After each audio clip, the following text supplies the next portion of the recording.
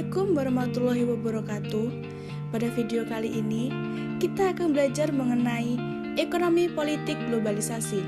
Sebelumnya, perkenalkan kami dari kelompok 11 Ekonomi Syariah 6F yang beranggotakan Cynthia Eka Rizkawati, NIM terakhir 240, Muhammad Fahim Maulana Fajar, NIM terakhir 245, Novia Windiati, NIM terakhir 247, dan Nanda Pristilia, NIM terakhir 251. Assalamualaikum warahmatullahi wabarakatuh.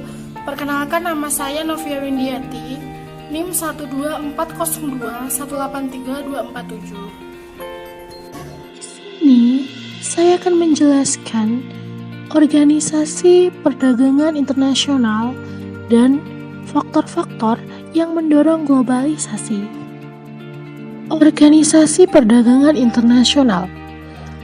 Organisasi atau lembaga multilateral pertama yang disiapkan untuk menangani masalah perdagangan internasional adalah International Trade Organization atau ITO. Sayangnya ITO kurang berhasil mengatasi pertikaian dalam perdagangan internasional. Dan sebagai gantinya dibentuk General Agreement on Tariff and Trade atau GATT pada tahun 1497. Misi utama GATT adalah menghilangkan sekat-sekat perdagangan dengan mengeluarkan peraturan yang harus ditaati semua negara anggota yang menandatangani. Harapan yang ingin dicapai adalah dengan ditandatanganinya perjanjian GATT akan tercipta jalan masuk era kemakmuran awal abad ke-21. Setelah melalui beberapa putaran, GATT diubah menjadi World Trade Organization atau WTO yang resmi beroperasi pada 1 Januari 1995. Yang selanjutnya, faktor-faktor yang mendorong globalisasi. Menurut Spilani 2003, globalisasi digerakkan oleh dua faktor, yaitu yang pertama pergeseran dari pembangunan yang dipimpin oleh pemerintah ke pembangunan yang dipimpin oleh pasar. Yang kedua, kemajuan di bidang teknologi yang memudahkan koordinasi produksi dan pemasaran pada tingkat global. Assalamualaikum warahmatullahi wabarakatuh. Sebelumnya, perkenalkan, nama saya Muhammad Fahim Maulana Fajar, NIM 12402183245. Di sini saya akan menjelaskan materi dari kelanjutan materi sebelumnya. Baik, langsung saja untuk mempersingkat waktu, langsung ke penjelasan materi saya. Di sini saya akan membahas tentang janji-janji globalisasi, di mana janji-janji globalisasi ini menjelaskan bagaimana dampak positif yang terjadi jika adanya globalisasi. Yang pertama yaitu memperlancar arus transportasi dan informasi, dan yang kedua adalah memberikan akses dan alih pengetahuan, dan yang ketiga adalah meningkatkan pertumbuhan ekonomi, yang keempat membuat harga barang lebih murah, dan yang kelima mengurangi atau menghapus kemiskinan. Dari kelima janji tersebut merupakan adalah sebagian besar tahu garis besarnya, sedangkan dari janji-janji lainnya masih banyak lagi. Di antaranya adalah selain daftar kehebatan di atas, globalisasi juga dipandang sebagai salah satu pendorong lahirnya lembaga atau badan yang memberikan banyak bantuan modal, yaitu World Bank dan IMF. Lembaga yang merupakan wadah besar WTO, institusi intergovernmental untuk membantu perdamaian, yaitu PBB, dan perburuan, yaitu ILO, pendidikan, yaitu UNICEF, kesehatan ada WHO, dan juga lembaga bantuan sosial, yaitu Palang Merah Internasional. Namun, mengapa ada pihak yang menentang, dan benarkah janji tersebut? Sesungguhnya, bagi sebagian besar negara berkembang atau daftar kehebatan yang merupakan janji globalisasi sebagaimana yang telah diutarakan sebelumnya, hanya sebuah mitos belaka. Contohnya adalah IMF dan Bank Dunia selalu berusaha meyakinkan bahwa liberalisasi dan globalisasi akan memacu pertumbuhan, padahal belum ada teori dan bukti bahwa liberalisasi pasar betul-betul dapat memacu pertumbuhan. Dan banyak pakar malah menilai sistem ini bisa mengakibatkan inefisiensi jika ada pihak yang memonopoli. Yang kedua yaitu globalisasi akan menciptakan lapangan kerja. Hal ini memang tujuan utama didirikannya IMF atau Bank Dunia GATT seperti disarankan oleh J.M. Keynes, yakni untuk mengatasi kegagalan pasar dan mendorong peran pemerintah dalam menciptakan lapangan kerja. Fakta ini di lapangan ternyata berbicara lain. Justru munculnya TNCS di negara berkembang menimbulkan pengangguran karena biasanya bisnisnya bersifat kapital intensif dan high teknologi. 200 TNCS terbesar menguasai 25 kekayaan dunia, tetapi tidak banyak menyerap tenaga kerja, sedangkan 6.000 TNCS yang menguasai sepertiga perdagangan dunia hanya mampu menyerap kurang dari 194 tenaga kerja di dunia. Dan yang ketiga, globalisasi juga dikatakan akan mengurangi eksploitasi terhadap tenaga kerja perempuan dan anak-anak. Dalam prakteknya malah menunjukkan telah terjadi feminisasi tenaga kerja, yakni dominannya tenaga kerja perempuan di sektor industri dengan upah yang rendah. Bahkan bagian migran perempuan dari desa-desa itu terjebak trafficking atau perdagangan perempuan. Kariskawati NIM 1240 2183 240. Selanjutnya yaitu poin D, dampak globalisasi ekonomi pada negara. Perubahan dan paradigma pembangunan yang didorong oleh pemerintah atau government led menjadi pembangunan yang didorong oleh pasar atau market led, menyebabkan terjadinya pergeseran kekuasaan dari negara ke perusahaan multinasional dan sistem politik ke sistem ekonomi. Akibatnya, kebanyakan kebijakan di bidang ekonomi yang bersifat antar negara diambil alih oleh negara-negara industri maju dan oleh institusi-institusi yang mereka kontrol. 3 oligarki globalisasi adalah IMF, Bank Dunia, dan WTO. Ketiga institusi ini berperan penting dalam membentuk sistem ekonomi internasional yang menyokong globalisasi pasar terbuka. Dalam hal ini, perlu dicermati bahwa di belakang tiap keputusan IMF, Bank Dunia, dan WTO ada pasukan kapitalis berbentuk multinational corporation yang siap mengambil keputusan atau keuntungan jika perlu. Negara juga ikut membantu dan memfasilitasi perusahaan-perusahaan multinasional dari negara masing-masing. Sebagaimana yang ditulis oleh Edward Ludwig dalam Turbo Kapitalisme pada 20-30 tahun lalu, negara terlibat dalam geopolitics, sekarang geoeconomics, di mana negara terlibat dalam perang bisnis dengan mengarahkan pasukan mereka yang terdiri dari pelaku bisnis internasional. Pelaku bisnis internasional sering menyuap aparat pemerintah negara-negara lain untuk memenangkan bisnisnya. Contoh yang paling terkenal dan mendapatkan publikasi yang sangat luas ialah kasus suap sebesar 25 juta US dollar yang melibatkan pejabat-pejabat Jepang yang dilakukan oleh perusahaan Lockheed Corporation milik Amerika Serikat untuk memenangkan kontrak pembelian pesawat TriStar L-1011 pada tahun 1971. Bidang-bidang atau sektor-sektor usaha yang paling banyak diserbu pelaku bisnis internasional yang tukang suap adalah konstruksi umum, pertahanan, migas, real estate, disusul oleh telepon, listrik, tambang, transport, obat-obatan, dan manufaktur. Adapun sasaran empuknya adalah negara-negara sedang berkembang yang sedang giat-giatnya memaju pembangunan, tetapi kekurangan dana dan teknologi, sehingga harus diserahkan pada perusahaan-perusahaan internasional asing. Negara-negara yang penegak hukumnya lemah dan para aparatnya yang korup mudah sekali disuap untuk memenangkan tender, mengurangi pajak, memudahkan perizinan, atau memberikan fasilitas-fasilitas yang menguntungkan perusahaan-perusahaan internasional tersebut.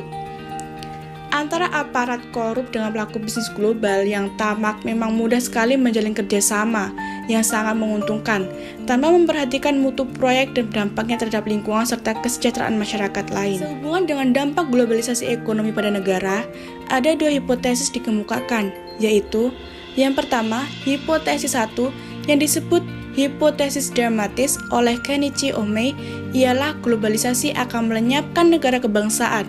Dan hipotesis 2 yang disebut sebagai silent takeover and the death of democracy oleh Lorena Hertz ialah globalisasi ekonomi akan mengakibatkan matinya demokrasi. Jika diperhatikan hingga sekarang belum ada negara kebangsaan yang lenyap. Dengan demikian, hipotesis 1 yang dikembangkan oleh Kenichi Ohmae kurang sesuai dengan kenyataan. Yang lebih mendekati kenyataan ialah hipotesis 2 yang dikembangkan oleh Lorena Hertz. Dikarenakan dengan hal ini, memang para pemimpin negara saat ini masih dipilih oleh rakyat, tetapi mereka lebih sibuk melayani pelaku bisnis global yang tidak memilihnya dalam pemilu. Anehnya, dalam melayani pelaku bisnis global, para pemimpin harus bersaing sebab calon investor hanya akan memilih negara dan daerah yang mampu memberikan dan menyediakan syarat-syarat yang paling menguntungkan. Dalam sistem demokrasi memang masih berlaku prinsip one man, one vote. Akan tetapi, jika seorang atau suatu perusahaan mampu membeli suara banyak orang, tidak diragukan kekuatan orang atau perusahaan itulah yang menentukan arah demokrasi. Globalisasi tidak hanya menentukan arah demokrasi lebih jauh. Globalisasi bahkan juga mampu mendikte apa yang harus dilakukan oleh pemenang dalam suatu pemilihan demokratis. Siapa yang akan menjadi presiden dalam pemilihan demokratis memang ditentukan oleh rakyat. Namun, siapa saja yang akan duduk dalam kabinet dan apa yang kemudian dijalankan oleh kabinet lebih ditentukan oleh konstituen pasar yang tersebar di sejumlah sentra finansial global. Dengan globalisasi, tidak ada sekat-sekat bagi aliran barang, jasa, modal dari suatu negara ke negara lain. Akan tetapi melihat berbagai kecenderungan yang ada, Thoreau memperingatkan jika dunia memiliki suatu perekonomian global tanpa pemerintah global, arti berikut implikasinya adalah akan ada suatu perekonomian global tanpa aturan dan hukum yang telah disepakati bersama yang dapat ditegakkan. Selain itu, juga tidak ada semacam lembaga aparat penegak hukum internasional yang dapat dimintai bantuannya apabila ada pihak yang merasa telah diperlakukan secara tidak adil. Memang sangat disayangkan bahwa saat ini kita tidak atau belum memiliki suatu badan pemerintahan global yang akuntabel untuk mewakili kepentingan tiap negara di dunia.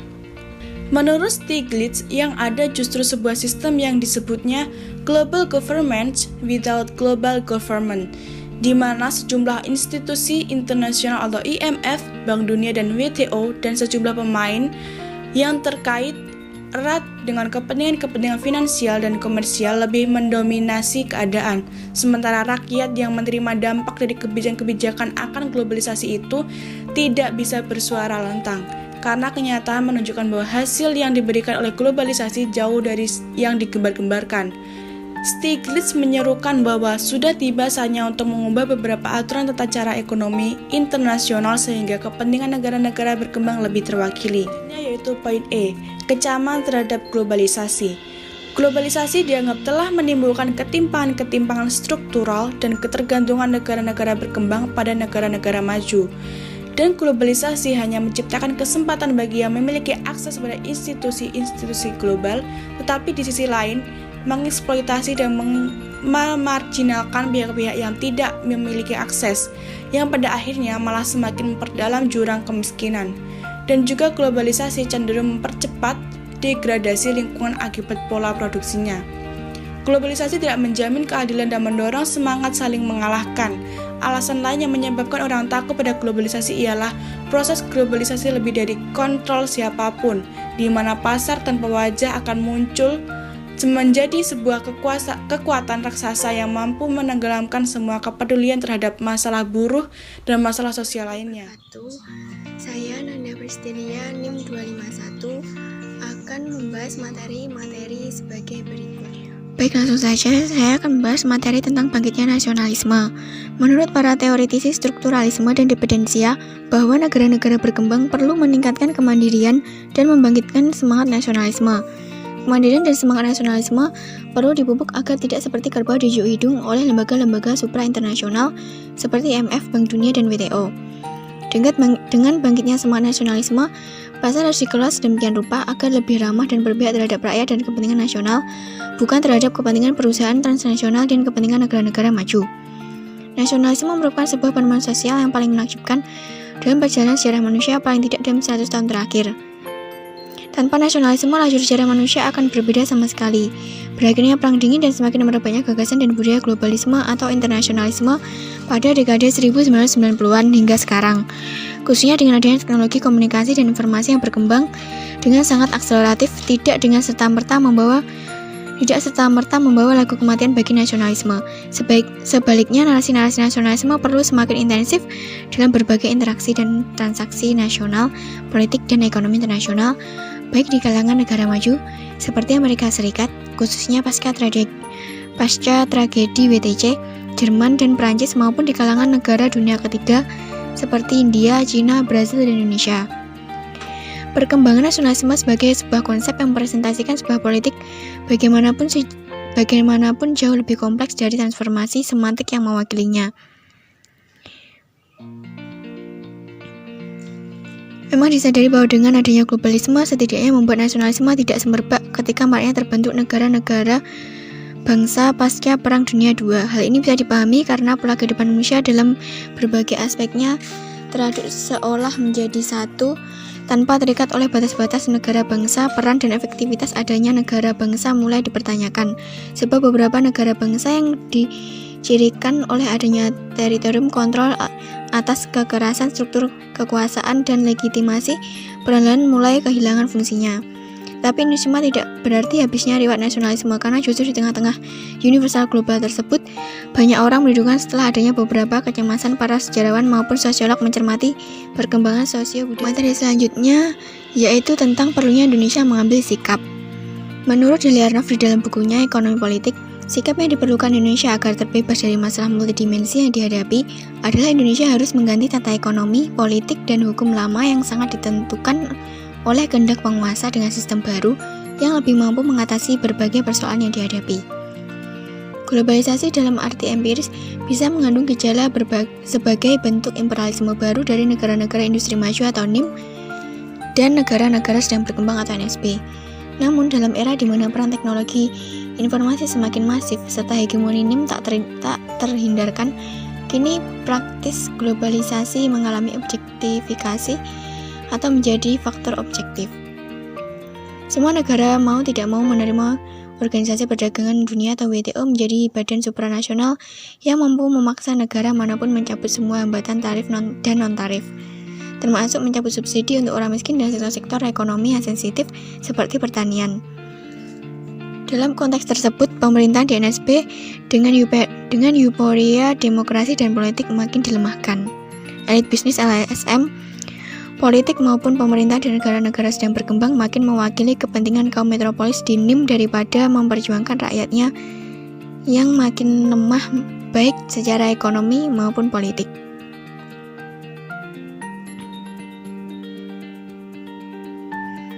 Sementara nilai dasar bangsa yang tinggi seperti keseimbangan rasionalisme dan spiritualisme, nilai kesucian pada tradisi moral dan energi keagamaan publik yang penuh cinta, kasih, dan damai direaktualisasikan ke dalam ekonomi, manajemen, dan seterusnya.